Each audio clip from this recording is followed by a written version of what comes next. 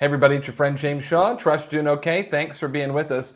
We're doing what we do, which is talk to elite people who are doing elite things. And we put a big focus in on events. They're great touches to your database. And if real estate truly is a contact sport, which means we've got to dive in and go deep with our databases and add value to them, an easy way to do that is doing a handful of events a year. And so we're going to continue our conversation around events, which is why Nicole is here in New Jersey. Nicole, introduce yourself. Tell us who you are, a little bit about you, and a little bit about your business. Hi, I'm Nicole Romanik, and I service Northern New Jersey, the New York City suburbs. I've been part of this community pretty much since the beginning. I'm always happy to help anyone around, and most of my business is driven through Sphere and events, and I keep on doing them. So that's my jam. It is your jam. You come from this like strong marketing background. You're super smart. You Yep. have a growing business where you've launched it in the last handful of years, and Mhm. it's steady progress day after day. And some months are great, and some months are fascinating. And yet, I applaud your Fascinating, willingness yes. to keep pushing through. And you've done all in on events. We've talked to you about your garage sale stuff before. That people you can watch that on my website, jamesdshaw.com, or on YouTube, because we've talked about that before. But I was intrigued by this event. That's a fall event with dogs. I mean, who doesn't love fall and dogs? Tell us about this event. What's it called and what is it? It's called Barktoberfest, and it started initially as just a little dog Halloween parade. My neighborhood, my town, thankfully has a dog park, and it started as a little dog Halloween parade. And I was hoping I would get a few dogs that would come and do a whole thing. We definitely got more than a few dogs. So it has evolved into a larger event. So it went from a Halloween dog parade into a larger event called Barktoberfest. And it's great. I'm a dog junkie, and seeing dogs in costumes just feels my real estate bag, my whole life bag, I guess. That's so fun. Our dog will not wear one. Lucky refuses to wear a costume. It is not her jam, but we've tried it, but she will not wear it. It sounds like that your community, your town, the city was very supportive of this and Yes. cooperates with you on this. Did you reach out to them in the beginning to check on their involvement? Was it something that happened over time? Because it seems like if you can get the support of your town or city, an event like this could be really successful. For sure, for sure. So the first year that I wanted to do it, they actually said no because we didn't have a dog park yet. So when I went back to them, I said, hey, this is my idea. They were really excited. They love having events that they don't have to actually run. So they're always really excited to have things for the community to do, but not have to kind of deal with all the planning and all the back end. So we do it in our little dog park area. It has two spaces for the big dogs and the little dogs, and there's a kind of a larger grassy area. So that's where I had our vendors this year, and it was a huge success. All right, so let's chunk this down bit by bit. First is, if you're going to reach out to your town and get support from the city, what steps or advice would you give based on you had 1 year they said no, 1 year they said yes. So what lessons have you learned in working hand in hand with the city? Yeah, so first I reached out to our head of recreation, who I actually just know through town, through relationships, and he was said, have at it. And I said, do I need a permit? And he said, no. And his suggestion was do it the same day as the kids' Halloween parade. It's in the same park facility. It's near our town pool, and the kids' parade is in one section, and now the dog parade is in another section. So we get a lot of people that end at the kids' parade and come over to the dog parade just to check it out. That's so fun. All right, so you just reached out to the city rec, your Parks and Rec department. And said, Right. hey, can And we you do might this? have to reach out to your borough manager or something.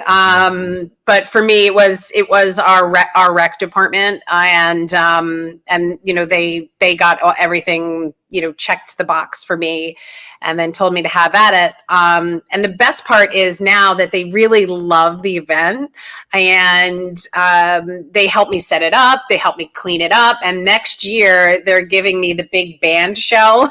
So I've talked to a friend who she's an 80s and 90s cover band. So they're going to play at the event too. So this should be That's so fun. It gets bigger and better every year. But it seems like, exactly. again, if you can work with your city or your town and you do a Mhm. great job, that relationship can deepen and strengthen Yes. to allow you to do more events, but also just, you kind of become this neighborhood and community expert. Being in good with the city is a good thing. Yeah, for sure. Yeah. And events are my niche now. So how my weekly newsletter that goes out is all about events in town. And at the bottom, obviously, there's a real estate blurb reminding people that I'm an agent and things like that. Right. But people have emailed me back and saying, thank you so much for this. I love this. People will also email me when there's mistakes, of course. Oh, yeah. Right. They love Well, doing I that. love that you're doing that and embracing that. I think that's I have said many times, I think real estate agents are connectors of community. If you put your For sure. focus on the community and then remind them that you sell real estate, you'll hit all your goals. So we've put together a playbook on this whole event itself. So people know exactly step by step what to do. And we're Right. sharing that with all of our Inspire Collective members. They all have access to it. Right. But I do want you to walk through. So if Sure. people want to do an event like this, what are some of the steps and what are some things they need to consider? Because it's not something you wake up on Saturday morning and go, let's have a dog parade. Like there's some planning to this. No, I'm a planner and I really love doing it. So you really, we already talked about, you start by getting permission from your town, and then you create, something in Canva letting people know that this exists. Then you Like a save the date. Save the date. Yes, my save the date for the dog parade will go out August 1st. And it's always the Saturday before Halloween, but it'll go out August 1st. Then signups will start the Wednesday after Labor Day, and that's when people will start to sign up. I have a huge sign, a vinyl sign that goes at the dog park and gets hung up at the dog park with a big QR code so people can scan to sign up. I have signs all in the local businesses on how to sign up, shared all over Facebook. My first garage sale, I created a Facebook group. And when we wrapped that garage sale, I had 110 people on that. I rolled it into my townwide events page, and now there's 3,100 people on that page. No joke. No joke. That is amazing. Mm-hmm. You with the garage sale, which I talked about earlier, and again, people can watch that at jamesdshaw.com. But that garage sale had 150 people. You transformed that page into a community events page. 3,100 in that group now. Right. So there's 3,100. I live in a pretty large town, so it's only about 10% of the town. Listen, that's all we need, though. You're adding value to Yep. that 3,100, and it's growing. And then you can promote your dog events and other events you do inside of that. Absolutely. And my guess would be you're the only real estate agent that's promoting events in there because it's your group. Right. It is. I am the only real estate agent in there. And people now go to the page and promote their events, which is what I wanted it to be. I didn't want it just to be about me promoting things. I wanted it to be a community of people like posting where they're doing and where they're going. And it's supposed to be primarily for in-town events. But if I have bands that are in town and they're playing out of town, I allow that to go on because it's just supporting our local community anyway. All right. So the timeline is, 8 weeks out or so, you'll post the save the date. I imagine you send this out to your database too in your weekly email. Yes. And I call people. Like Perfect. I back because my command is tagged like a crazy person.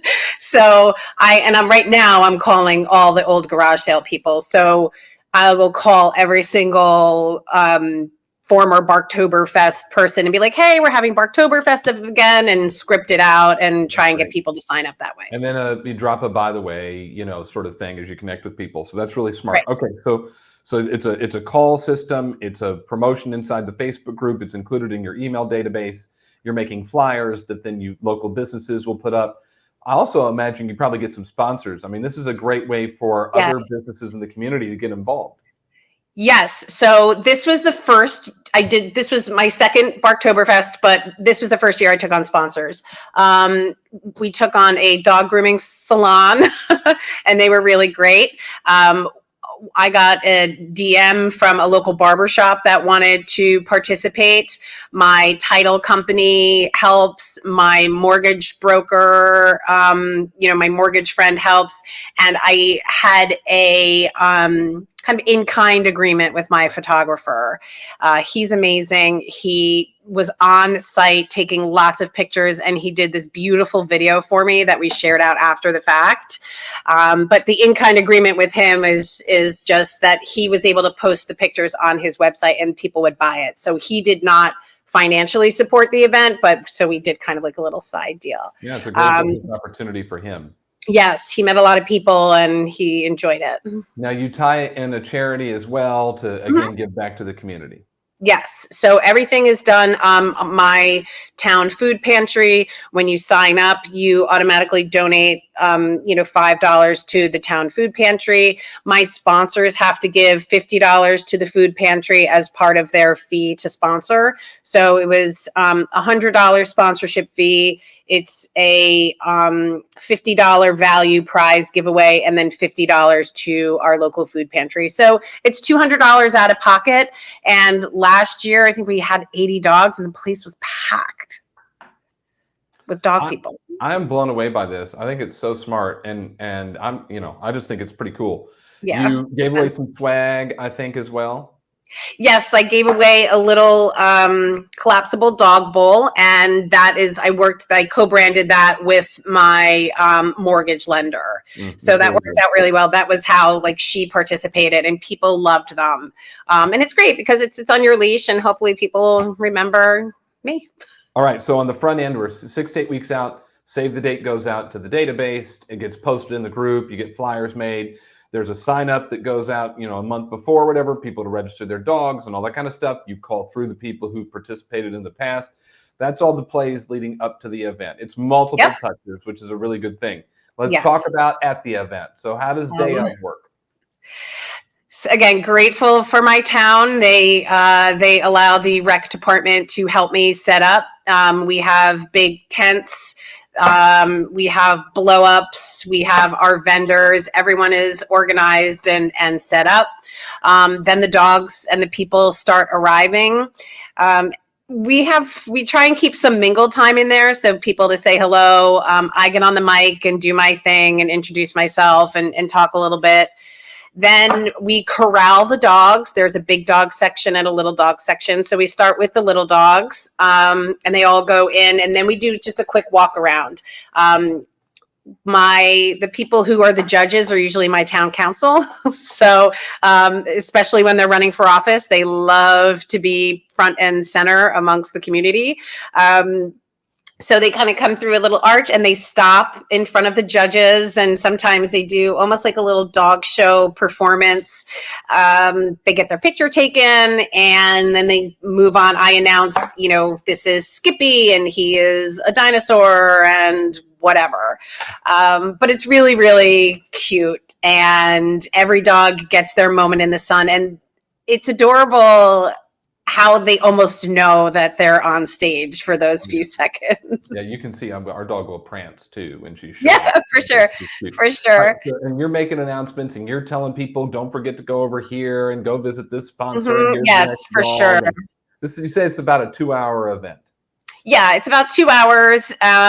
People kind of come and go as they please. But it always goes back to supporting the sponsors.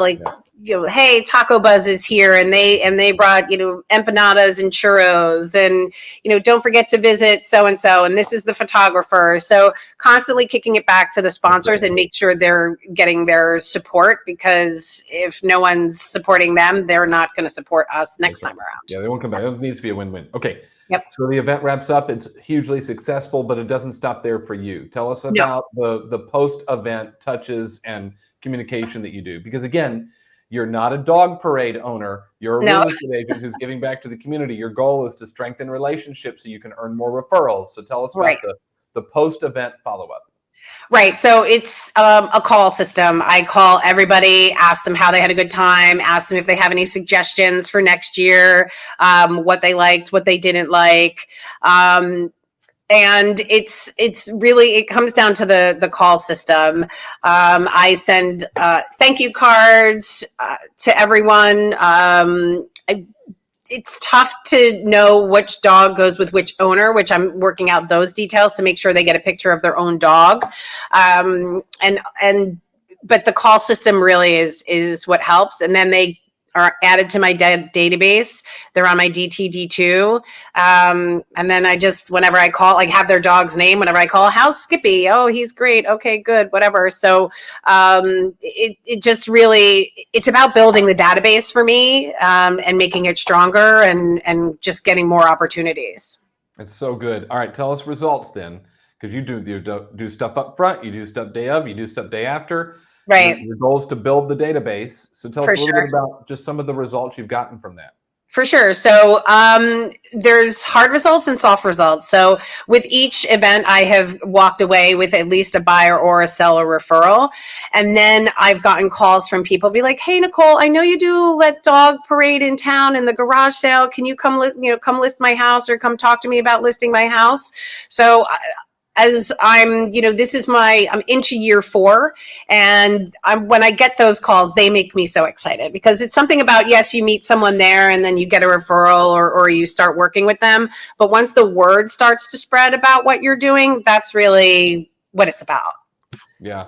And I know you added a bunch of people to the database from it, which again is the goal, is Mm-hmm. to grow the database and earn opportunity. All right. So final thoughts just around this event or any event as a whole, because they're a big part of what you do. Mm-hmm. What advice would you give to someone around events to make them successful for the community, and successful for you too? Right. You need to be very organized, and you need to be passionate about events. And you also have to let some little things slide, because people do like to nitpick. And I No, have they do. Are you learned, kidding? For real? Does that really happen? I don't know, I didn't know anything about Yeah. that. Yeah. But it is a little strange, when you get like not great feedback. Most of the feedback is great, but Yeah. you have to try not to take the negative feedback personally. Right. So The way I look at feedback, Chris, I mean, you come to all the events we host, yeah. and when we host our events, I always want feedback. I always look for patterns. So if one person says something and they're the only one, then it's more about that person. But if I hear the same thing multiple times, that's definitely feedback I want to take. One example would be the last event we just hosted, our Elevate event in Indy Mm-hmm. in April. I would get not enough gluten-free options, and thank you for all the gluten-free options. Like those would be the feedback. So it's like, all right, Yes. so we'll push that aside. Room is too hot, room is too cold. Love the setup, Can't didn't love the control setup. that. Like, so I get all that stuff back and forth. What I look for is patterns. So I think it's good advice. It's easy to come off a really successful event, Nicole, and go through, and all the feedback's great. And then there's this one person that said there were too many dogs, or there was not enough swag, or you should have bandanas instead of bowls. Like, Oh, it's that's a easy good to go idea. look at that stuff and just, you know what? Just, it's your event. You get to decide how you want Right. to run it, and you want to look for patterns and feedback. So if you hear 3 or 4 times the same thing, pay attention to that. If not, you just have to choose, and it's a tough thing to do, but you got to choose to let it roll. Yes, I love that, patterns and feedback. I'm putting that in the vault. Nicole, you're the best. I'm so Thank proud you of so you, much, and I James. I appreciate you appreciate it. sharing with us. Inspire members, you have access to her playbook so that you can just go pick this event up and go. Everybody else, she gave it to you. Write it down, go implement it. Nicole, thank you. Be well. Thank you so much, James. Bye.